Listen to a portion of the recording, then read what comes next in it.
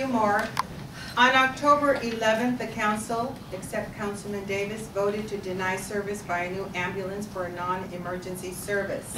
They voted to continue the monopoly, which citizens in Kaiser says less time on service and costs more.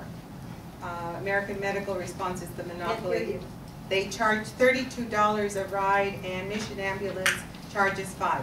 What would you do to rectify this situation? And Mr. Bernard. Well, there's several components to this problem. The 32 and the 5 were actually per mile rates that they stated yesterday at the meeting, at the hearing. And so we need to absolutely look at bringing Mr. Adams, huge proponent, bring more business to town. And yet, when it comes to actually voting to bring more business to town, we don't. We vote to keep the monopoly in place. I think that when I alluded to this earlier in the first question that was asked this evening, we need to see why all these facilities are saying one thing and why is the council voting the opposite from what the citizens and the residents of this city want.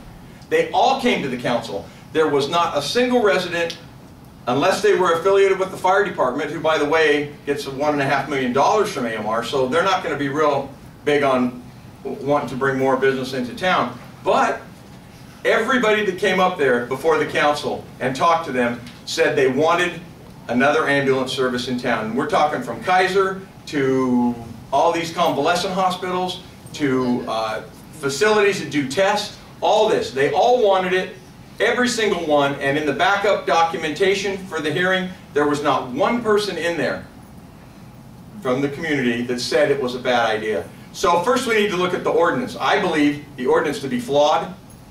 I don't think that ordinance, if somebody wanted to take it to court, not an attorney, but I can tell you that in 40 years, if nobody can get in here as an ambulance service, there's something wrong.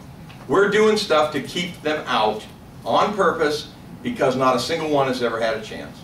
So I think we need to look at the ordinance, change that. It's possible we need to put somebody else in charge of administering that investigation. I don't think it's right to put a fire chief in a position of the perception that he has to make a decision, and whatever decision he makes is going to affect whether he gets $1.5 million for his department. That's not right to do to him. So we need to look at changing that whole process and look at rewording those ordinances. Thank you.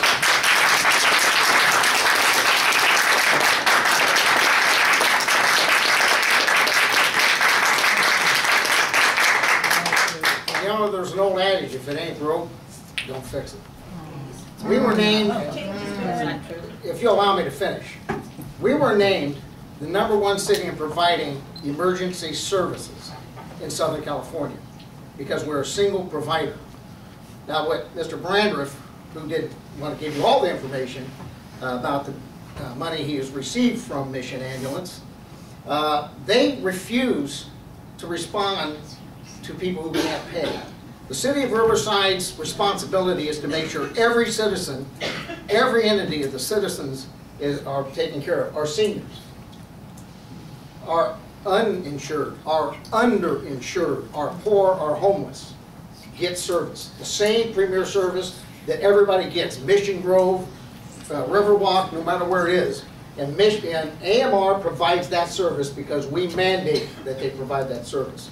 He throws out a number of $1.4 million that AMR pays. Do you know what that pays for? Our paramedic program. We need that paramedic program. If they go away, it goes away. Our emergency medical dispatch, they pay 100% of that. We have a SWAT, emergency urgent care team that comes out. They pay for that. 100% of that's paid for. Do you guys want to raise your taxes by $1.4 million to pay for those if they go away?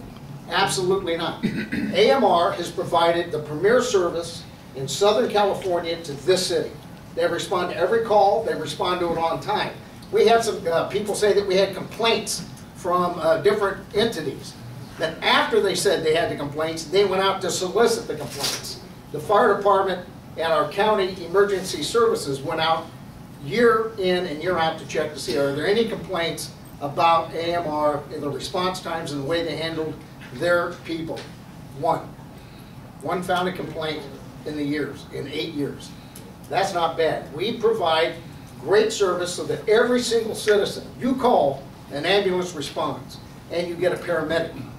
If we take that out, it goes away. So our job is to provide the premier service to you, and if something changes that to denigrate that service, we say no. And we said no the other night because you would have lost all of those benefits, you would have lost that service, and they would say no if you called and you didn't have money.